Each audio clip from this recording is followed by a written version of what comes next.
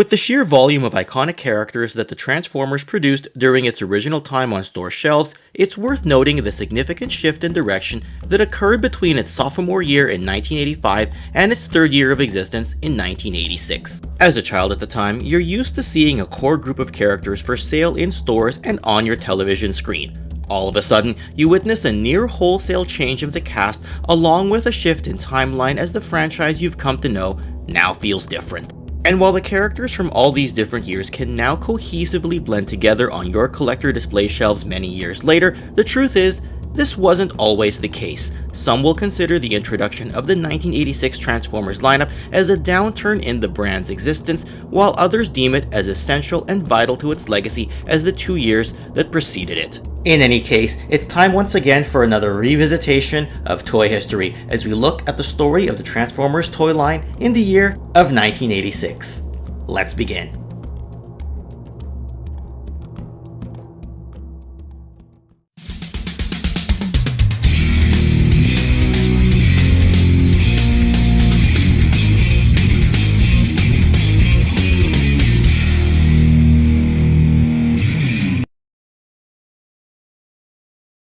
While the Transformers were given an entirely different look during this year, it seemed unique in that regard compared to other toy lines being sold concurrently.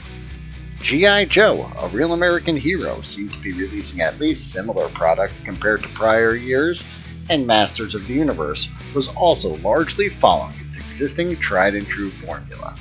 Still, other new toy lines were springing up during this period of time, attempting to capitalize on the same successes as the big three boys' toy lines of the 1980s. The rest of the entertainment industry at large also had a lot to offer.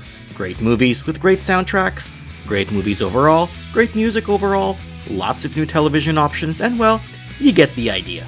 By extension, the Transformers would air what would become a timeless movie worthy of repeat viewing ahead of its third season of television, and to usher in a new lineup of toys as well. The movie has been covered in a separate upload on this channel, so do check that out on this channel's back catalog while we focus on the toys themselves here.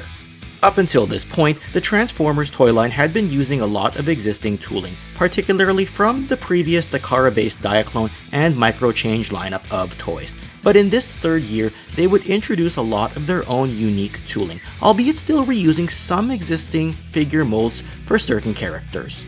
The idea of this 1986 year was simple: out with the old and in with the new, an expression that has been used time and time again. And with that mindset of revamping your existing cast of characters, the Autobots would see a new leader and then another new leader almost simultaneously. With the death of Optimus Prime in the aforementioned Transformers movie, he'd be temporarily replaced atop the chain of command by his old friend Utlra Magnus. One of the carryovers from Takara's Diaclone car robots line, Magnus was originally featured in that previous Japanese-only line with a different color scheme and was simply known as Powered Convoy in the same way that Optimus Prime was called Battle Convoy. Now refreshed for the Transformers audiences in US markets, he'd hold the Autobot matrix of leadership for a short period of time before losing it to Galvatron during the events of the Transformers movie. However, Magnus would remain as a second-in-command to the Autobots and be dubbed as the Autobot City Commander on his tech specs bio. His car carrier mode was impressive and could hold Autobot cars across multiple levels. Like many action figures of this time period, he did have several variants, including ones with rubber tires as well as plastic tires, as well as a painted head and non-painted head version. It's worth noting that as a toy, his core bot mode is a white colored Optimus Prime cab, with his trailer seemingly being slid on as a powered armor of sorts, even if this wasn't specified in the cartoon. He'd also be the key character players could control in the Japanese Famicom video game released later this year, titled Mystery of Convoy.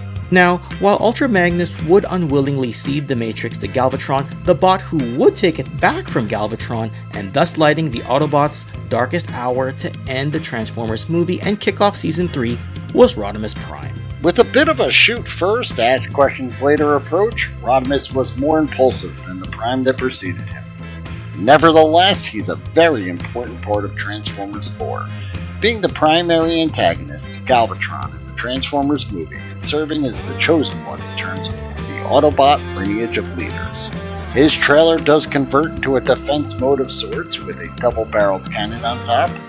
His alternate mode represents a futuristic truck, which made sense at the time, seeing as the Transformers storyline had jumped 20 years between years 2 and 3 of the toys and cartoon.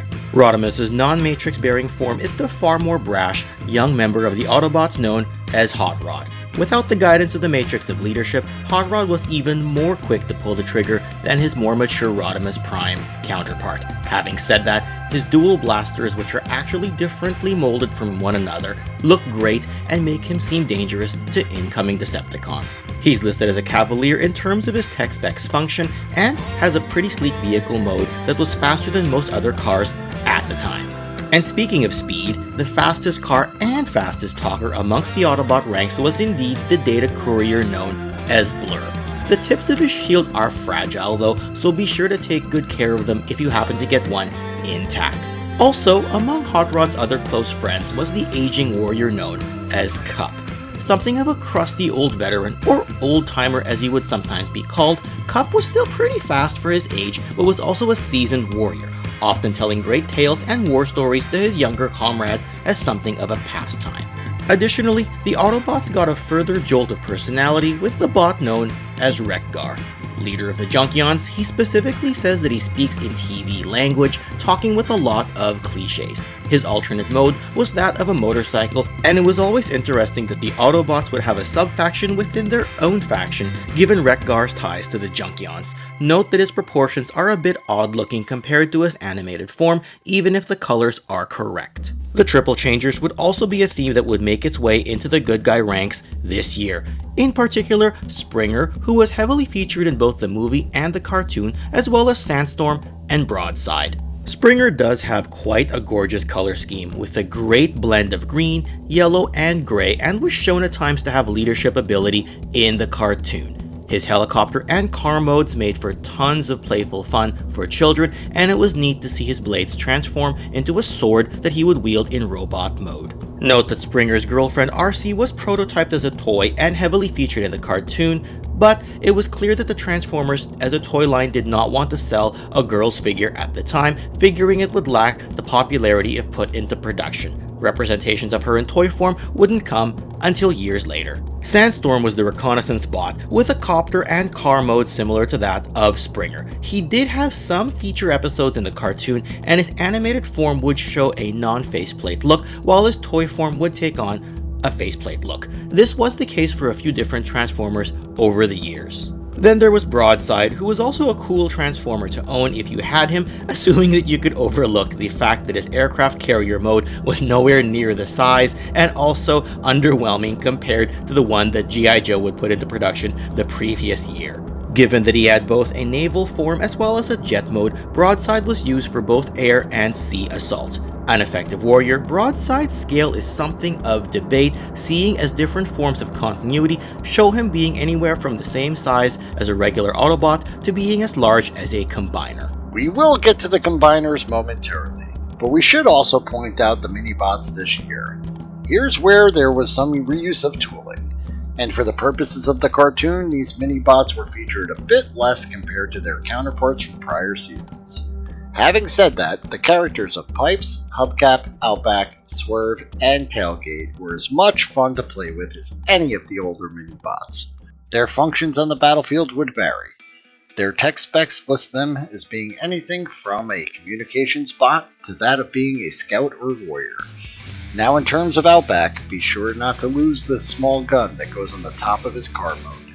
The one mini-bot who would get a lot of attention though was Wheelie. Found by the Dinobots while stranded on the planet of Quintessa during the Transformers 1986 movie, this survivalist of an Autobot spoke in rhymes, adding to the quirkiness of this season what with Blur's speed talk and Wreck-Gar's TV talk.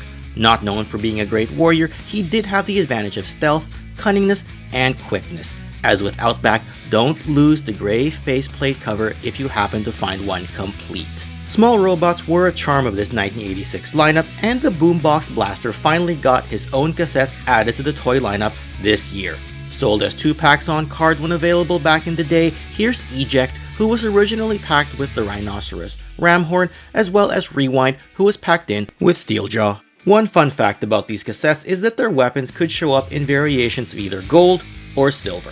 Furthermore, these cassettes were good for evening the odds against the Decepticon ranks of cassettes, though like the mini-bots of this year, they didn't get many speaking lines, and that's especially true when compared to Soundwave's bots.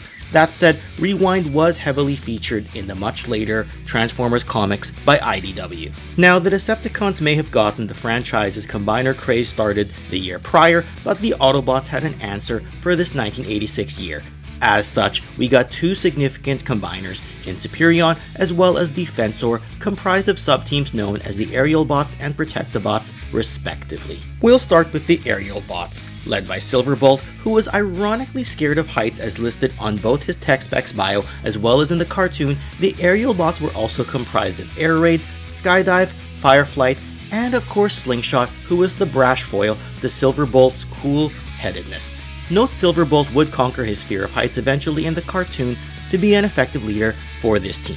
The combined form of Superion had a menacing look, as can be expected when 5 bots merge into one. In the cartoon, he did have a significant battle with the reprogrammed Guardian robot in the episode titled War Dawn during Season 2. Being more rescue and emergency themed, we also had the Protectobots, namely Hotspot, their leader who turned into a fire engine, First Aid, the ambulance, Streetwise, the police car, and other rescue vehicles in the helicopter called Blades and motorcycle known as Groove. Combining to form Defensor, this combiner along with Superion are often the first two that many Transformers fans think of when Autobot combiners are mentioned. This was a particularly interesting group, especially First Aid, who largely replaced Ratchet as the Autobot medic. First Aid even briefly quit the Autobot ranks during the 3rd season, when he felt his pacifist nature made him a liability to the team. That being said, he'd rejoin them shortly after. And while something of a combiner, but arguably also not really a combiner, are the two bots known as Skylinks. Comprised of a Dino Bird mode as well as a Lynx or feline-based robot, these two could separate independently, form up into a shuttle mode, or also into a combined attack mode, which is the one you often see him displayed as on collector shelves. Note that whether they function independently or if they are combined, he or they are simply known as Skylinks. Skylinks was shown to be confident and at times even overconfident in the cartoon, sometimes even butting heads with Rodimus Prime. When transformed into shuttle mode, Skylinks is quite versatile, as this means he can also serve as an intergalactic transport. He was actually also powerful enough to take on a combiner, going toe-to-toe with Predaking during the cartoon. And we can cap off the Autobot ranks of 1986 with the sentient, transformable part of Autobot City, Metroplex. As a battle station, one can say he is similar to the previous year's Omega Supreme, what with being a last line of defense of sorts. While not particularly fast due to his size and the fact he's often referred to as the largest of the Autobots, he is naturally known for his amazing strength. He more often than not gets the better of his Decepticon equivalent Trypticon whenever they engage in battle. Like other Transformers this year, he's also a triple changer, what with having a city mode that can serve as a playset as well as a more mobile, heavily armed battle station mode. All of this of course is in addition to his robot mode. What gives Metroplex a ton of play value is that some of his accessories and weapons can be assembled to form the Autobot known as 6-Gun. And Metroplex was also accompanied by two smaller bots, namely the small car known as Scamper, as well as the tank known as Slammer. His accessory loadout is quite substantial, so be sure not to lose any pieces and keep a lookout for Scamper's small gun as the most easily lost of all the accessories that this set comes with. Metroplex is also featured quite heavily in the single episode titled Scramble City, which was originally released in Japan and serves as a bridge between seasons 2 and 3 of the cartoon series. It even actually takes place prior to the events of Transformers the movie. For the toys this year, one thing of note is, depending on the version you bought, some may have more metal parts than others, while some will have those same parts cast in plastic. Also, like Utlra Magnus mentioned earlier, you may end up with either a rubber-tired or plastic-tired version of the same toy. Now, we've talked at length about the heroes of this pivotal 1986 Transformers year, but what of the villains? We can start with the leader, Galvatron. Actually, in most forms of Transformers fiction, he's a reformatted version of the previous leader, Megatron, though this isn't always the case, seeing as some comic stories, particularly the ones by IDW Publishing, acknowledge Megatron and Galvatron as entirely separate beings. Specifically as a toy, he is a far larger robot than Megatron is and transforms into a standalone, futuristic laser cannon. This mode can also be slightly altered to replicate a pistol should you choose to play with it as a 1-to-1 scale toy when blasting away at your friends. Decked out with battery-operated electronics, do take note that Galvatron dons a primarily gray scheme in toy form, though his animated appearance is mostly that of a purple color scheme. And while we haven't really discussed the voice actors in this video, Galvatron was a standout given that he was voiced by the iconic Leonard Nimoy in the '86 movie, and this was followed up by a return to form for voice acting by Frank Welker, who had previously voiced Megatron and would take over voice acting duties for Galvatron in the 3rd season of the cartoon. Interestingly, Galvatron was listed as a city commander on his tech specs bio that was located on the back of his vintage box, but he was also the overall Decepticon commander.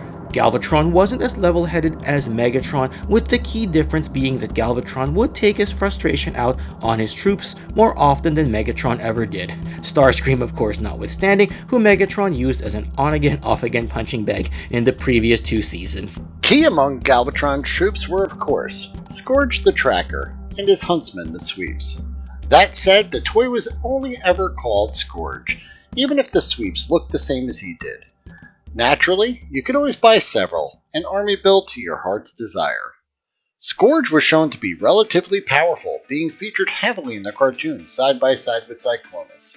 His aircraft mode was similar to that of a flying hovercraft, and it's obvious he is a pretty high-ranking member of the Decepticon army. As for Cyclonus, he was functionally listed as a saboteur on his bio, but was clearly also Galvatron's second in command. The deep voice he spoke with gave an ominous feeling when he was on screen, and he was the calm foil to Galvatron's temperamental persona. Cyclonus had a pretty neat jet mode, and he did prove himself to be the combat equal to Utlra Magnus when they would fight each other one-on-one in the cartoon. Now, because Galvatron, Scourge, and Cyclonus are upgraded versions of Decepticons from prior years, another concept that made its way from year to year was the idea of the Decepticon cassette. Sure, the Autobots may have received their first official release of transforming cassettes this year, but the Decepticons were no stranger to this theme. Though the Decepticons would only have one to add to the ranks this year, and that was Ratbat. Ratbat would serve the purpose of being an aerial scout, much in the way that Laserbeak was in the years prior to him. Don't lose the easily detachable ears on him though, as they are hard to find again if you do. We were also introduced to a pair of wind-up motorized pullback toys this year in the Decepticon Battle Chargers, namely the Shock Troopers known as Runabout as well as Runamuck. Simple recolors of one another with an identical bot mode and car mode, you'd often find these two together, and in some ways you really can't have one without the other. The Decepticons also got an additional triple changer this year. Joining the ranks of Astrotrain and Blitzwing of the prior year, Octane came along and sported both a tanker truck mode as well as a passenger airplane mode. Octane did feature into a bunch of episodes for the 3rd cartoon season, showing a lot of personality and even going as far as to betray Galvatron at times. Interestingly, neither of his alt modes seem to have any offensive capabilities and look more like vehicles meant for practical use. Now, quite formidable among the Decepticon ranks were their own combiners, namely Bruticus and Menasor, who were shown to be in the 1985 cartoon series, much like the Autobot combiner team shown in this video, even if they entered the toy line only as of 1986. Predaking, the largest combiner of the bunch, debuted in both animated and toy form as of 1986. The team of the Combaticons would be the group that would form into Bruticus. Largely comprised of old war vehicles repurposed into evil robots, you had the leader Onslaught, as well as Brawl, Vortex, Blastoff, and the flamboyant hustler himself, Swindle. The combined mode of Bruticus is certainly a popular one amongst collectors, though the same can be said for pretty much all of the combiners during the mid-1980s. Note that in the cartoon, Bruticus was shown to be quite powerful, such that he could even defeat Devastator in one-on-one combat. Similarly, the Stunticons were introduced to the line to give the Autobots some competition on the roads. As such, Motormaster, Dragstrip, Breakdown, Dead End, and Wild Rider were significant departure from the usual aerial-based Decepticons. For that matter, it's clear Motormaster's truck mode was meant to mimic Optimus Prime himself, to some degree. When combined, it's interesting that Menasor as a toy is a bit shorter than that of other combiners. That being said, this wasn't the case in the cartoon, as he was the same size as other combiners there. As a side note, don't lose the nice chrome sword, nor the small guns that go with the individual cars. For that matter, most of these combiner sets had easily lost small weapons to go with their individual bots. One other thing to keep in mind, notably both Motormaster, Onslaught, as well as the Autobot Silverbolt do have Japanese released variations that were engineered slightly differently. What I mean by that is that they include a launching mechanism when in alt mode, such that they can launch smaller bots as projectiles. As for the most sizable combiner with the largest individual bots as well, Predaking is quite the piece to have in your collection. Comprised of the Predacons, namely Dive Bomb, Tantrum, Rampage, Headstrong, and the leader Razorclaw, these beasts have pretty ferocious looking individual bot modes. Of note is the limbs on most combiners are interchangeable and swappable with different combiner teams should you choose to get creative. That simply isn't the case though with Predaking, who's meant more as a standalone combiner in this regard by comparison to the others that were released this year. And because it was the year 1986, it's no surprise that mail-away figures were still a thing.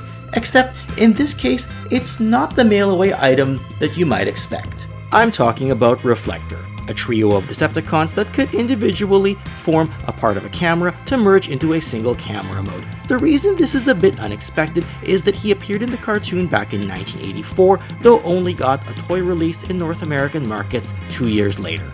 Note that the three individual bots look different from one another and are identified as Spectro, Spyglass, and Viewfinder. That being said, in the cartoon, Reflector was shown to be three identical robots rather than three unique looking ones that were in toy form. Now this varies depending on the canon that you follow, and the comics over the years have transitioned from unique bots to being clones of one another time and again. The same could be said for modern toy versions of Reflector over the years, be it official or third-party releases. Note that as a mail-away, Reflector was actually just sent in a plain white box with the words Transformers Camera on its front side. That being said, he did get released in a standard-looking box when he was at retail in Japan, which over there was done prior to 1986. The Sharkticon known as Gnaw would also enter the lineup. Well, okay, he does have a Decepticon logo, but by and large, fans would consider the Sharkticons as their own faction serving the quintessence, as was the case in the 1986 Transformers movie and the third season of the cartoon that would follow thereafter. If you are looking to army build something Transformers related though, then you can never have too many Sharkticons. And capping off the bad guy ranks this year would be the largest of the Decepticons, Trypticon. With something of a growling voice in the cartoon, you can say he didn't even really have a true robot mode. He was either a hugely oversized dinosaur that was violently stomping over everything, or he could transform into a large city mode, as well as transform into a battle station mode. This is yet another toy that was powered by electronics, and like Skylinks of this year or Omega Supreme of the prior year, Trypticon had a walking feature that you could activate. He did come with some smaller bots, namely the small car known as Full Tilt and the tank known as Brunt. As mentioned earlier, Trypticon's battles with Metroplex in the cartoon series were always a fun thing to watch, and with this many features, one could argue he's actually a better toy that's more fun to play with than Metroplex ever was. While that covers the Autobot and Decepticon lineups for 1986, it's worth noting that the planet-eating monster Unicron was prototyped but never released. Unicron would eventually make his way into the Transformers line in more modern times. Overall, with such an expansive lineup, so much variety, and a futuristic feel, this year of Transformers toys had a lot to offer. Regardless of its place in popularity compared to its earlier 2 years, in the long term, 1986 did a lot to evolve the franchise. In fact, the characters shown here have aged well such that we can adore them right up to this day. It's part of the timelessness and charm that makes the Transformers such a memorable and cherished franchise among toy enthusiasts. Now, if you enjoyed this video, don't go anywhere just yet. You can continue your Toy Connections viewing experience by clicking on this other Transformers history video right over here. Or, for an altogether different type of toy history, you can click right over here. And with that, let's transform and roll out into the next video. See you next time.